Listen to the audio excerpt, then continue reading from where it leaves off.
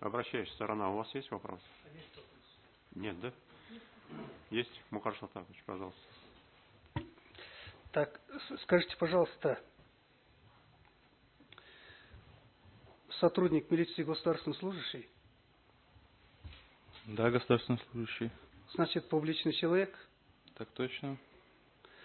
Ну, а чем тогда в таком случае будет отличаться сотрудник милиции от, скажем, депутата Джогорку Кеңеша, от премьер-министра, министра,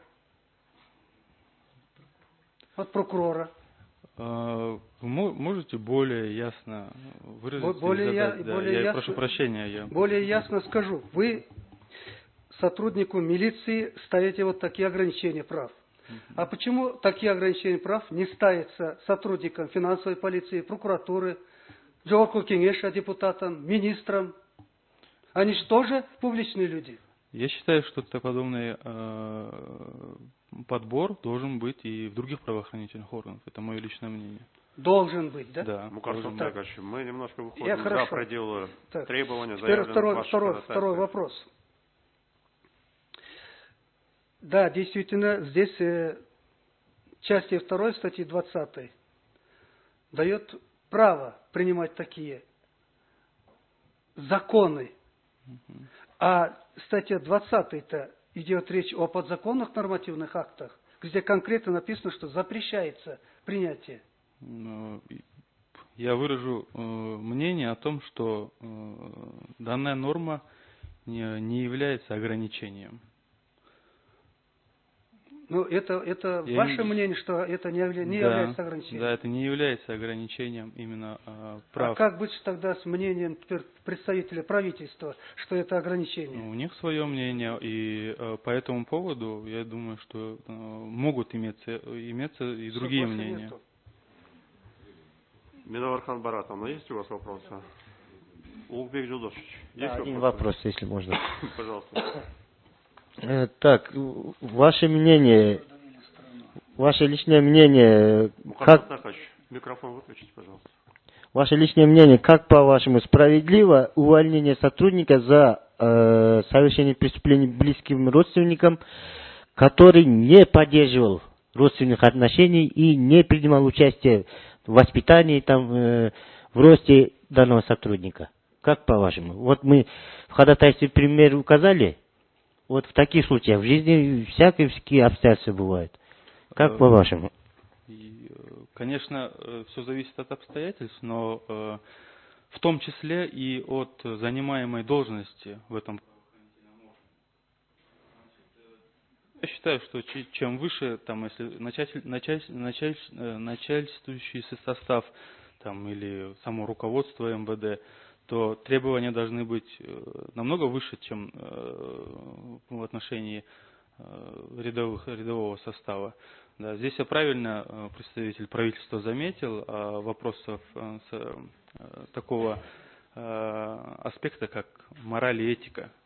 Да, потому что, конечно, я уже сказал и выразил свое мнение о том, что необходимо дорегулировать данную норму, да, введением, изменением, дополнением в действующее законодательство. Да? То есть конкурсный этот отбор соответствующий должен быть более внимательным, но опять же, Курмантай Авдиевич сказал, что на территории, на пространстве стран СНГ сейчас такой нормы не существует в других странах. Да? В Российской Федерации она в 2017 году была исключена, но, насколько нам известно, это принимается во внимание все-таки.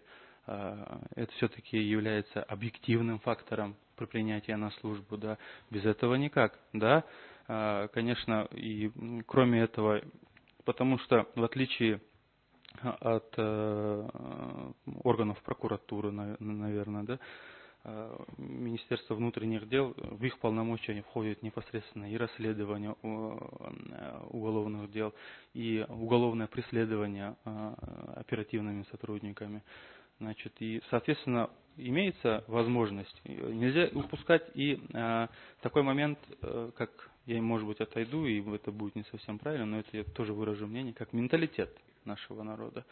Да, когда ведь у нас очень близкие родственные связи, узы.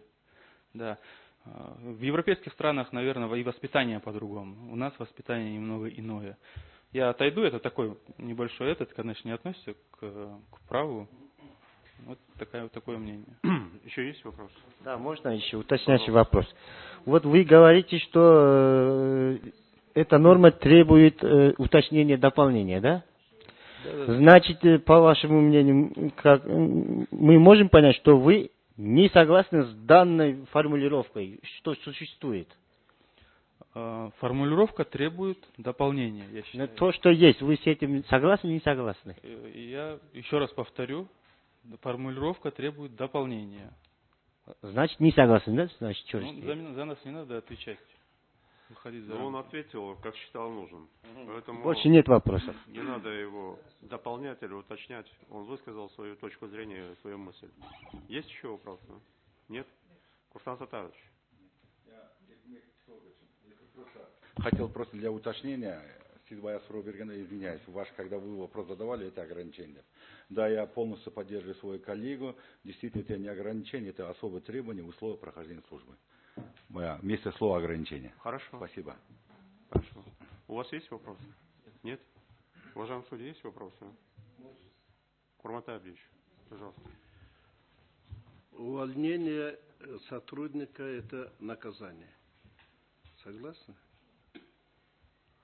Его вина в чем заключается? В данном Нет случае... службы, рос до определенных должностей, добросовестный, и вдруг его мы увольняем. Где его вина? Курмантай Абдиевич, я считаю, что в этой плоскости как бы можно и не рассматривать в части того, что это не из-за какой-то вины сотрудника его увольняют, и это не мера наказания. Я считаю, что это основание, то есть это обстоятельство является основанием для прекращения службы. А увольнение является лишь внутрираспорядительным документом, соответствующим, значит, который фактически с момента подписания и там ознакомления прекращает какие-либо правоотношения между человеком и службой.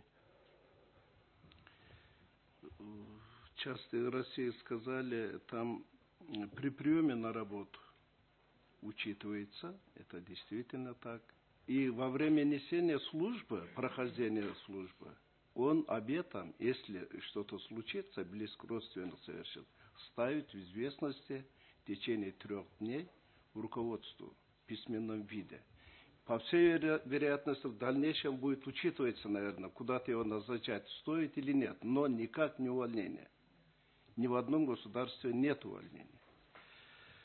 И конкретный случай. По ДНК установили близкого родственника, то есть отца. А он оказался рецидивистом. Как быть сыну? Они признали, да, это отец.